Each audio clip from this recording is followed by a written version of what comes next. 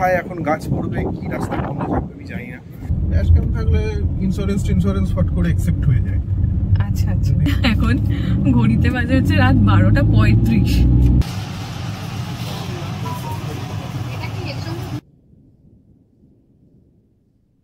ঘড়িতে এখন কটা বাজে জানেন? এই যে ঘড়িতে এখন বাজে রাত 12:02। আর এখন আমরা মানে আমি আর শুভেন্দু বেরোচ্ছি পরিক্রমাতে, তাই তো?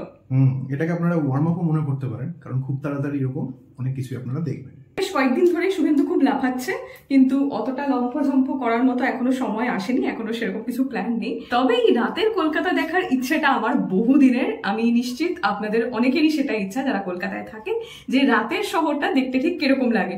এর আগে একদিন ভোরবেলা আপনাদেরকে নিয়ে বেরিয়েছিলাম এই বেহালার চত্বরের আশেপাশে, আরেকদিন আমরা বেরিয়েছিলাম দুজনে মিলে, সেদিন আর কোনো ভিডিও শুট করিনি। আজকে আমাদের প্ল্যান এখনো বোধহয় চক আউট করা হয়নি, তো দেখা যাক কতদূর কি যায়, আপনারা সঙ্গে থাকুন। যেহেতু এখন রাত 12টা বাজে, ওই জন্য আজকে লিফটে করে যাচ্ছি। আদারওয়াইজ ভোর রাতে যখন বেরোই আমরা লিফটে করে যাই না, সেই কারণটাও ডিসক্রাইব করেছিলাম আগের একটা ব্লগে। ও বাবা, টিকটিকি দেখে তুই এমন করিস না। কিছুই করবে না জানি, টিকটিকি আমাকে খেয়ে ফেলবে, কিন্তু এই যে হঠাৎ করে এরকম একটা লাগে। কলকাতা কিন্তু ফুটছে রীতিমতো। নিচটা দেখে নি, অনেক সময় পুকুর টুকুর শুয়ে থাকে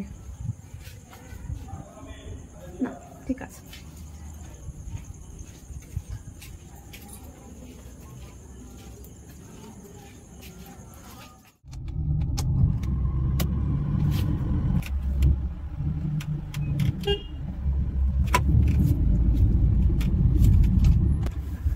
গরমের দিন হিসাবে রাত্রির কিন্তু মোটামুটি তাড়াতাড়ি হয়ে যাচ্ছে। আগে ছোটবেলায় মনে আছে এত লোডশেডিং হতো, এখনো হয় অবশ্যই। এখন তাও ফ্ল্যাটের মধ্যে জেনারেটর থাকে, অনেক ফ্ল্যাটেই থাকে। আমাদের যেমন জেনারেটর নেই, তো কষ্ট হয় বই কি। তবে যেসব ফ্ল্যাটে জেনারেটর থাকে তাদেরকে প্রয়োজন পড়ে না বাইরে বেরোনোর। কিন্তু আগে যখন ছোট ছিলাম, লোডশেডিং হওয়া মানেই গোটা পাড়ার লোক রাস্তায় বেরিয়ে পড়তো, তাই না? মানুষ আসলে গৃহবন্দী হতে হতে কোভিডের পর থেকে এমন হয়ে গেছে, সেই অভ্যাসটা যায়নি। মানুষ এখন আমি দেখি এই যে ফ্ল্যাটে ইলেকট্রিসিটি চলে যায়, সে কি গরম, মারাত্মক গরম। ভাই ভাবে আমাদের 4 তলার উপর কিন্তু হাওয়া দেয়, তাই না? এই একটা দিক থেকে অনেকের মনে হতে পারে যে 4 তলার উপরে হয়তো প্রচন্ড গরম হয়, বই কি ছাদটা পুরো তেতে থাকে, কিন্তু একটা কন্টিনিউয়াস হাওয়া চলে সন্ধ্যের পর থেকে, ভীষণ সুন্দর হাওয়া। ভোর রাতে যেটা হয় যে ঘুম ভাঙতে একটু আলসেমি লাগে, তো ওই জন্য আজকে আমরা ঠিক করলাম যে না, ঘুমোবই না, 12টার সময় বেরিয়ে যাবো। সাধারণত রাত 12টার পর আর কোনো গাড়ি সেই অর্থে ট্রাফিক রুল মানে না, বিশেষত লরি বা বড় ভেহিকেল যেগুলো, কিন্তু তাও সেটা নিয়ম 24 ঘন্টার জন্য জারি থাকা উচিত, তাই না? নিয়ম কারণ নিয়মটা করা হয়েছে আমাদের সেফটির জন্য। ডান দিক থেকে কোনো গাড়ি এলে তার তো সিগন্যালটা খোলা, তাই তো। হ্যাঁ, মুশকিল হচ্ছে নিয়ম না মানাটা আমাদের এই মুহূর্তে অভ্যেস হয়ে দাঁড়িয়েছে সর্বক্ষেত্রেই। আসলে সমস্যাটা হয়ে যায় যারা নিয়ম মানে তাদের জন্য আখেরে। যে নিয়ম মানে না সে তো মানে না, কিন্তু যে মানুষটা ধরো নিয়ম মানলো সে কিন্তু বিপদে পড়ে যায়, সে তো ঠিক, যে আমার দোষটা কোথায়। এই যে চৌরাস্তার মোড়, অনেক সমস্ত বেরিয়ে গেছে। আগে যখন এখান থেকে ট্রাম চলতো, ট্রাম লাইন ছিল, আর দৌড়ে দৌড়ে ট্রাম ধরতাম, সেই দিনগুলো কিন্তু বেস্ট ছিল। আজকে মানুষ ট্রামের মর্ম বুঝছে না, কিন্তু যত সমস্ত প্রথম সারির দেশ রয়েছে সেখানে কিন্তু ট্রাম ব্যবস্থাকে যথেষ্ট মান্যতা দেওয়া হয়, অথচ কলকাতার এই সুপ্রাচীন ট্রাম এখন নস্টালজিয়া হয়ে গেছে মানুষের। তো এখান থেকে আমরা ইউটার্ন নিয়ে আবার বিচ রোড ধরেই চলছি। এখন কোন দিকে যাবো দেখা যাক। বাদিক যাবো, বেহালা চৌরাস্তা থেকে আবার আমি আমার বাড়ি যাওয়ার রাস্তাই ধরে নিয়েছি। এই চৌরাস্তা বাজার পুরো শুনশান যাকে বলে। ড্যাশ ক্যামটা কি অন আছে? রাস্তাঘাটে যা লোকজন বেরোয় তাতে ড্যাশ ক্যাম ছাড়া গাড়ি চালানো নিজের ভাই নিজে পুরুল মারা। তাই কেন? ড্যাশ ক্যাম থাকলে ইন্স্যুরেন্স ফট করে অ্যাকসেপ্ট হয়ে যায়। আচ্ছা আচ্ছা, যদি কোনো গন্ডগোল হয়। আচ্ছা, চলে এসেছি জেমস লং চৌরাস্তায়। বিরিয়ানির দোকান এখনো কিন্তু খোলা। শুভেন্দু, হবে নাকি? আশীর্বাদ বিরিয়ানি, ও ফাটাফাটি।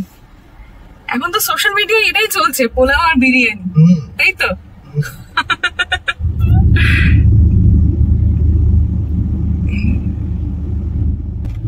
এই নিয়ে আজকে এটা আমার তৃতীয় দিন রাতের কলকাতা দেখা।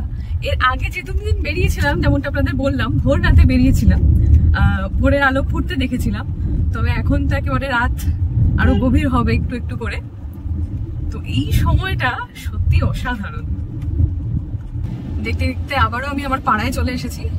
এমনি সময় হলে মাকে হয়তো ডেকে নিতাম, কিন্তু রাত হয়ে গেছে এখন 12:20।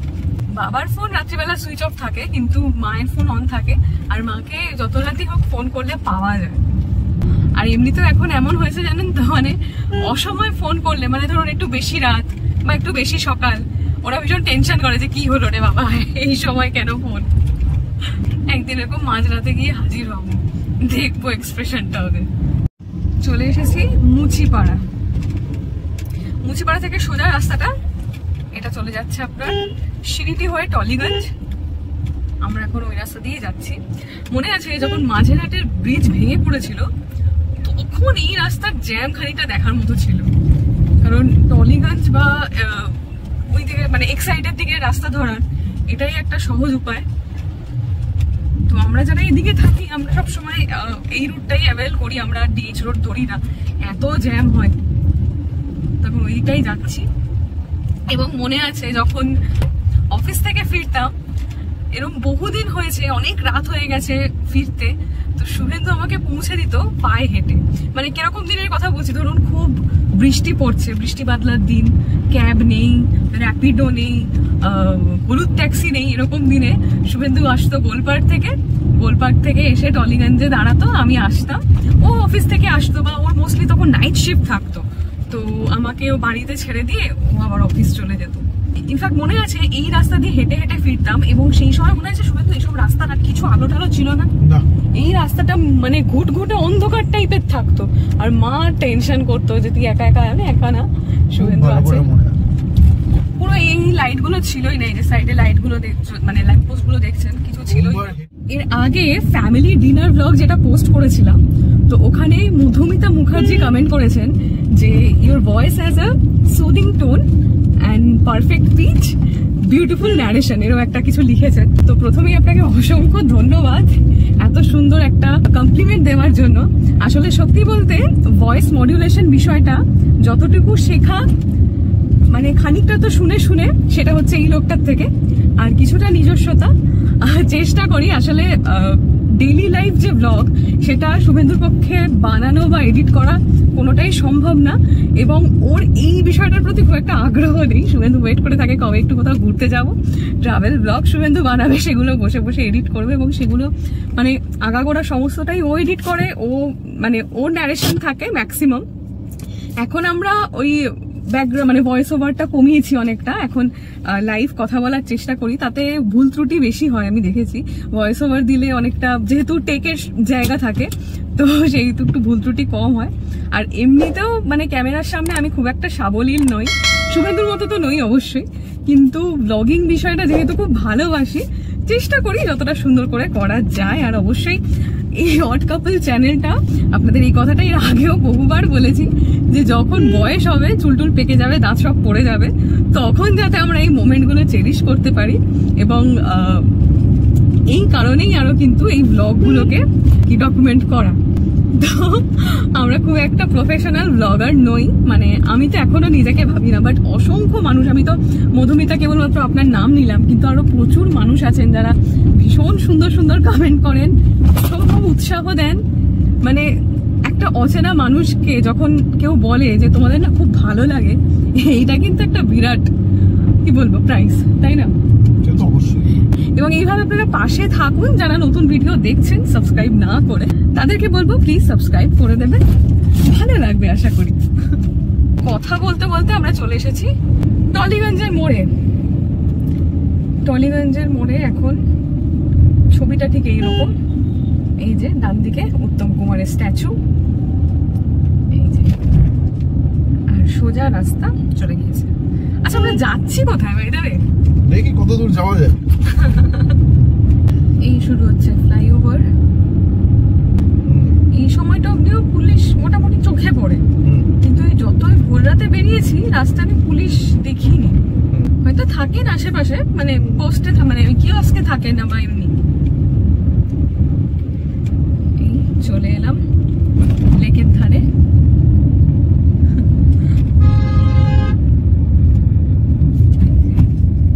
রবীন্দ্রনাথ ঠাকুরের মূর্তিটা বাদিকে।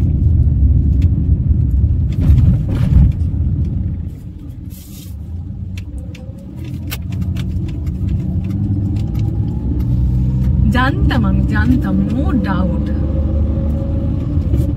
গোল পার্কের দিকেই যাচ্ছে, জানা কথা। বাবা এই রাস্তাটায় এখন ঘড়িতে বাজে হচ্ছে রাত 12:35। এই রাস্তাটা আমরা কত হেঁটে হেঁটে ঘুরেছি না, পায়ে হেঁটে ওখান থেকে শুরু করে এই পর্যন্ত এসেছি কতবার। হ্যাঁ, স্পেশালি পুজোর সময়টায়।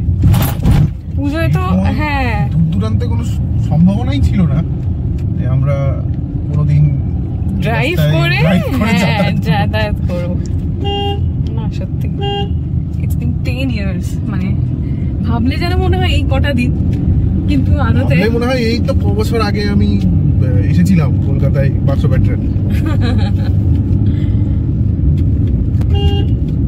কেন হর্নটা দিচ্ছি জানো তো? কেন? এই রাস্তাটা হচ্ছে কলকাতায় অন্যতম বড়লোক ছেলেদের রেসিং এর জায়গা।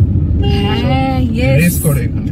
আমাকে তুই বলতি, মনে আছে তুই রাত্রিবেলা তুই বলতি ঘুম ভেঙে গেছে, এত জোরে ব্রেক কষেছে। মেরেছে এই সাইডের ডিভাইডারে। এখানে খুব এসব হয়। আর রাত্রিবেলা মাঝে মাঝে সেই দামি দামি কিছু গাড়ি সব বেরোয়, ল্যাম্বরগিনি, ফেরারি। হ্যাঁ, না না ঠিকই করছিস। আপাতত ভাবে ফাঁকা মনে হলে হুশ করে ধর প্রত্যেক দিকে চলে এলো, মুশকিল হয়ে যাবে। রাস্তা কিন্তু বিভৎস লাগছে, বল? এটা বেশ মায়া মায়া। এই একদম এই জিনিস, এই ফ্লেভার কলকাতা ছাড়া কোথাও পাওয়া যাবে না। প্রত্যেকটা মানুষেরই নিজের হোম টাউনের প্রতি একটু বাড়তি আবেগ কাজ করে, ঠিক যেমনটা আমার করছে এই মুহূর্তে। শুভেন্দু যেরকম আগের ভিডিওতে আপনারা দেখবেন, ও আসামের কাজিরাঙ্গা যাক বা মুন্সিয়ারির খালিয়াটপ যাক, ও যেমন সবকিছুর মধ্যে নিজের মানিক চকের ছোঁয়া খুঁজে পায়। দেখতে দেখতে চলে এলাম মাদার ডেয়ারি, বিখ্যাত স্টপেজ। বিখ্যাত কারণ এই মাদার ডেয়ারি ক্রস করলেই শুভেন্দুর পুরনো বাড়ি। এই হচ্ছে কেয়াতলা রোড। কেয়াতলা রোড দিয়ে ঘুরে যাচ্ছি, কেয়াতলা রোডের দিকে ঢুকছি। ওকে, জায়গাটা কি সুন্দর লাগছে, ফুলগুলো পড়ে আছে। এই রাস্তাটা দিয়ে ডান দিকে গেলে হচ্ছে গোল পার্কের মোড়, আর বাদিক দিয়ে গেলে ওই সোজা ওই পূর্ণদাস রোড। এটা না, হ্যাঁ একটু পূর্ণদাস রোড দিয়ে উঠে এই রাস্তাটা আবার মিশে যাচ্ছে ওই রাস্তাটার সাথে, মানে মেন রাস্তাটা আর কি, এটা রাসবিহারি যায়। তবে এই রাস্তায় ঝড় বৃষ্টি হলে মানুষের খুব দুর্গতি, প্রচুর গাছ টাছ ভেঙে পড়ে। আমফানের সময় আমার মনে আছে শুভেন্দুর অফিস যেতে মানে খুব বেগ পেতে হতো, ওটা লন্ড ভন্ড হয়ে গেছিল এই পূর্ণদাস রোড আর সাদার্ন এভিনিউ। এখন এখানে দোকান আজাদিন ধাবা খোলা, সারা রাত খোলা থাকে, মানে খাবার পাওয়া যায়। হ্যাঁ, এই টাইপের দোকানগুলোই তো জোম্যাটোতে বোধহয় সারা রাত অ্যাভেলেবেল থাকে। ঠিকানা দাঁড়াচ্ছিস কেন? হ্যাঁ, খাবি না কিছু? না না, এখন কি খাবো? আমি রাত্রিবেলা রুটি ফুটি খেয়ে এসে এখন চা কফি। হ্যাঁ, চা পাওয়া যাবে কি জিজ্ঞাসা করছি। দেখ, ফার্স্টে তো ঠিক হলো যে চা খাওয়া হবে, কিন্তু এখন ঘড়িতে বাজে 1:45। তো এই সময় চাটা মনে হচ্ছে একটু বাড়াবাড়ি হবে, যেহেতু অভ্যাস নেই, সেই জন্য ভাবলাম একটু জেনে শুনে বিষ পান করা যাক।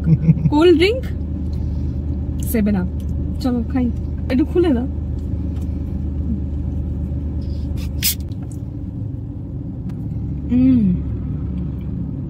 আর হচ্ছে হ্যাঁ, চা কিনতে গিয়ে নিলাম কোল্ড ড্রিঙ্ক। চাটা বেশ জমতো না এত গরমের মধ্যে। তাহলে তোকে চা খাওয়ার ব্যবস্থা করতে হবে, এমন জায়গায় তোকে নিয়ে যাবো চা আর কফি খেতে হবে। সেটা হলে তো পাহাড় ছাড়া গতি নেই, সমুদ্রের পাড়ে বসে অ্যাটলিস্ট আমি চা খাবো না। চা খাবার যেহেতু খুব একটা নেশা নেই, হলে ভালো না হলে আরো ভালো, অসুবিধা নেই। চা কফির ক্রেভিং হয় হচ্ছে শীতকালে আর ঠান্ডার জায়গায় অবশ্যই, তো এটাই ভালো অপশন। আমরা পরে খাবো, ঠিক লাগে না? এই সাইড দিয়ে এখান দিয়ে একটা বেরোনো যায়, এখানে একটা ফ্লোরিজ আছে। এই তো ফ্লোরিজ, ওই তো হ্যাঁ ফ্লোরিজ।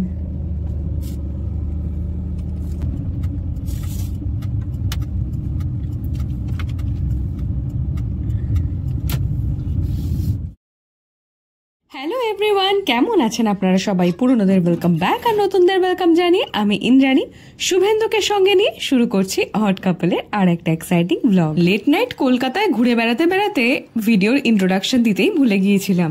মালদা থেকে ফিরে আসার পর মাঝখানে শরীরটা একটু গড়বড় করেছিল, কিন্তু আজকে ব্রাইট সানি ডে, শরীর মন দুটোই ফুরফুরে। তবে বাইরে রোদ ঝলমলে হলেও রয়েছে একটা ঘূর্ণিঝড়ের পূর্বাভাস। ঘূর্ণিঝড়ের কথা মনে পড়লেই মনের মধ্যে জমা হয় আমফানের স্মৃতি। ওয়েদারটা একদম ঠিক তখনকার মতো, ঝড়ের 2-3 দিন আগে কেমন একটা গুমোট গরম আর মাঝে মাঝে দমকা হাওয়া।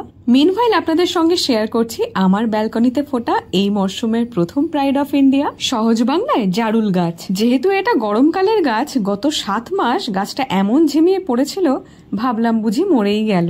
গরমকালে যারা একটু অন্য ধরনের ফুলের গাছ খুঁজছেন, আমি বলবো ব্যালকনিতে কিন্তু এই গাছটা রাখতেই পারেন। তবে আমার ব্যালকনির নতুন অ্যাডিশন এই ঝুলন্ত দোলনাটা। হ্যাঁ, দোলনা অবশ্যই ঝুলন্তই হবে, কিন্তু এখানে বসে দোল খাওয়া যাবে না, দেখতে সুন্দর লাগবে। এই যা ম্যাক্রামের তৈরি এই ওয়াল হ্যাঙ্গিংটা আমি অর্ডার করেছিলাম মিশো থেকে। এরকম দুটো সেট এসেছিল, দাম অনুযায়ী আমি বলবো জিনিসটা একেবারে ঠিকঠাক। তো সকালে জল খাবারের আগে একটা নতুন এডিশন যেটা রিসেন্টলি যোগ হয়েছে আমার খাওয়া দাওয়ায়, সেটা হচ্ছে ছোলা আর একটু আখের গুড়। কাঁচা ছোলা খেতে এমনি আমি ভীষণ ভালোবাসি, আর এই কম্বিনেশনটা কিন্তু লিভারের জন্য খুবই ভালো। মালদা থেকে ফেরার পর আজ যাবো কাল যাবো করে গাড়িটা ধুতে নিয়ে যাওয়াই হচ্ছিল না, তাই আমাদের পাড়া একজন দাদা রয়েছেন, উনি আমাদের গ্যারেজে এসেই গাড়িটা ধুয়ে দিয়ে গেলেন। আর নিজেরা যেরকম সময় সময় ফিটফাট থাকি, বাহনটি আসার পর শুভেন্দুও চেষ্টা করে তাকে একটু ফিটফাট রাখার। এরপর সকালে জল খাবারে খেয়েছিলাম পোচ আর জুস, আর এখন নিয়ে বসেছি মালদায় আমাদের আম বাগান থেকে পেরে আনা কাঁচা মিঠে ফজলিগুলো নিয়ে।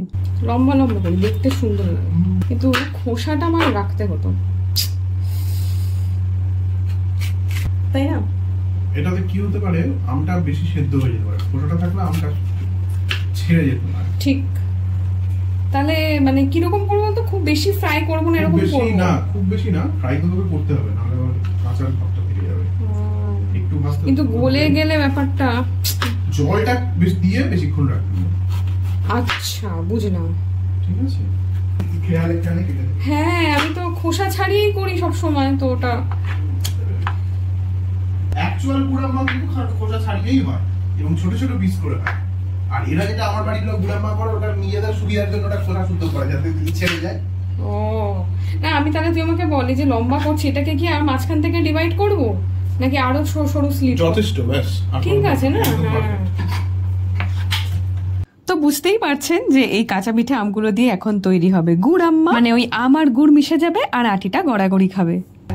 আমি এটা খেয়ে দেখি, ভালো হবে।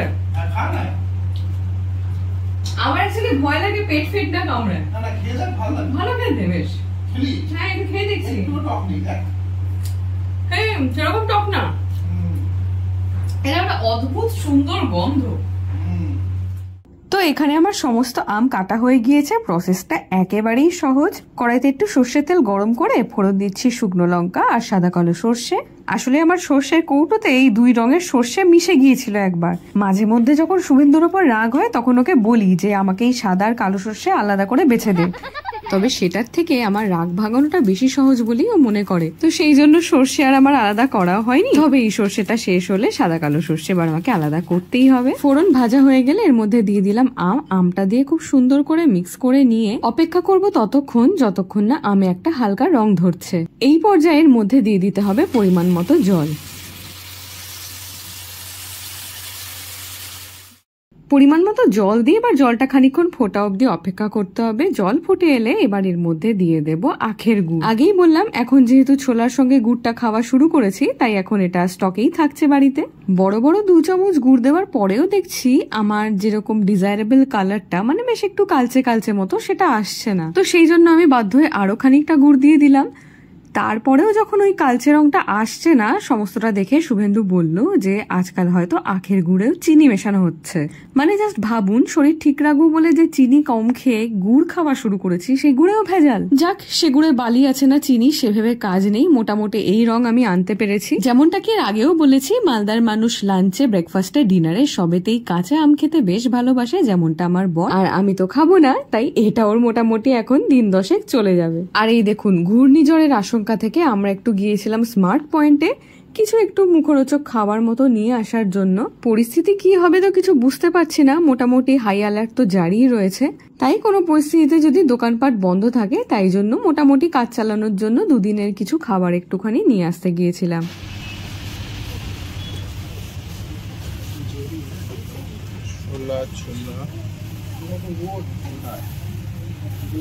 এখানে দেখো না, তো এখানে নেই, তো ওইদিকে বোধহয়।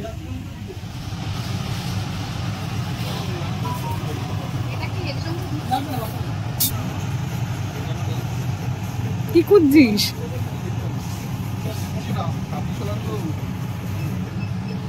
ভাবছিলাম কাবলি ছোলা। ও, এ কিন্তু প্রেসার ছাড়া সেদ্ধ হওয়া মুশকিল। নেবো? হ্যাঁ, নিয়ে নে একটা। এটা নি? একটার সাথে একটা ফ্রি নাকি? হ্যাঁ। এটা কি কোম্পানি? মপস। আরে লাইজল তো ইউজ করি, এটা একটু ইউজ করে দেখ। নিয়ে নে। আগে অনেক জিনিস নিতাম, কিন্তু এই কেক বিস্কুট মানে বিস্কিট এখন বড্ড একঘেয়ে লাগে। তুই নিবি নাকি কিছু কেক ফেক? তো তোমার বাউলি পছন্দ।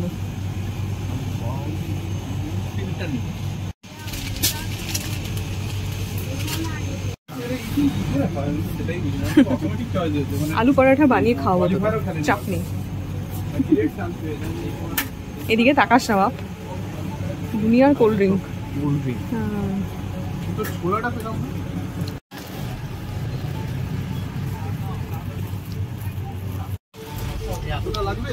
যাওয়া যাচ্ছে না, সবাই তো অনেক বড়, এর থেকে ছোট প্যাকেট নেই।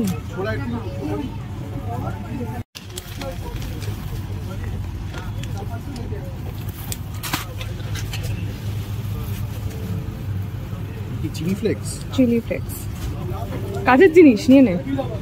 এতটা নেবে? এর থেকে ছোট তো হলে সেই স্যাশে নিতে হবে। এরকম স্যাশে নিবি? এই যে এরকম আছে না, ওর থেকে এটা বেটার। এর মধ্যে অরিগ্যানো আছে প্লাস চিলি ফ্লেক্স। দরকার নেই এটা। অরিগ্যানো তো রয়েছে বাড়িতে, চিলি ফ্লেক্সটা হ্যাঁ। ওই দুটো নে।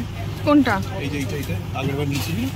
এগুলো আছে এখনো, শেষ হোক। আমি এমনি কাঠি নেব, ধূপের কাঠি আর কি। মোগরা এই জিনিসটাই মনে হয় ভালো। ওই যে 3 in 1 যেটা তুই বলিস না, তোর মামার বাড়িতে চলতো, খুব সুন্দর। এটাই। ক্র্যাক জ্যাকও আছে পারলে। ক্র্যাক জ্যাক কোথায়? ওটার থেকে এটা টেস্ট। এটা অনেক পুরনো, সেই ছোটবেলায় খেতাম। 50-50 দাঁড়া।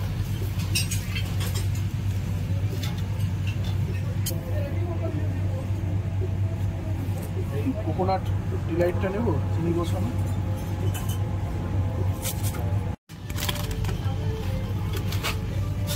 এইবার আসল সেকশন। এটাও আছে। না তো এটা তো আমেরিকান স্টাইল। এটা আইপিএল স্পেশাল। ওদের ছবি দিয়েছে। একই কি ওয়েট নাকি? হ্যাঁ, সেম। এটা কত? 73 গ্রাম। এটাও তাই, 73 গ্রাম। তাহলে নাও, ধনির ছবিটাই নাও।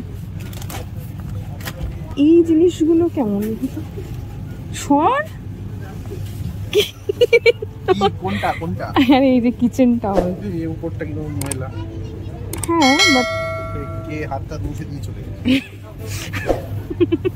তুই এরকম করিস বল লোকের বাড়ি গিয়ে এদিক ওদিক হাত মুছে পালিয়ে যাস? লোক এরকম। ও, এই যে বুঝতে পেরেছি তন্দুরি টেস্ট এইটা। হ্যাঁ, কাবাবের সঙ্গে খেতে হেভি লাগে। নিয়ে নে।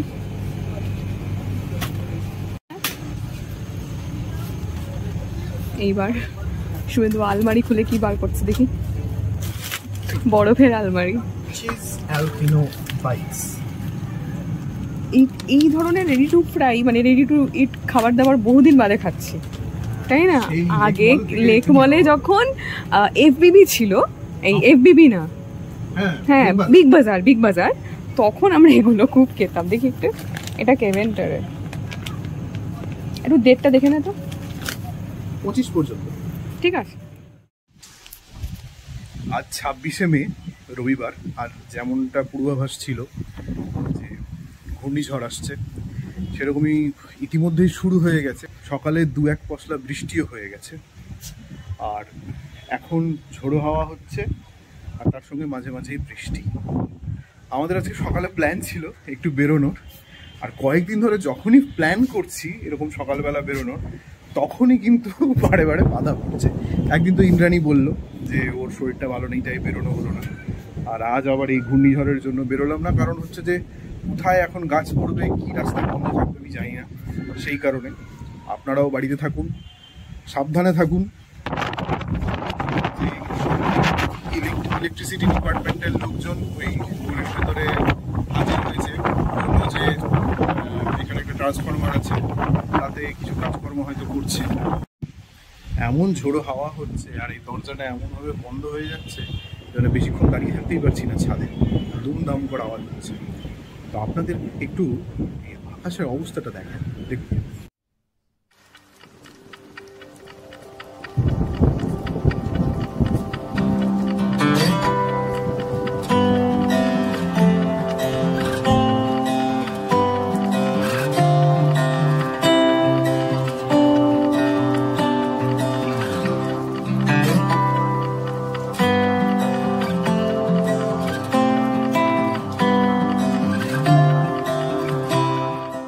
এই ছিল আজকের ব্লগ।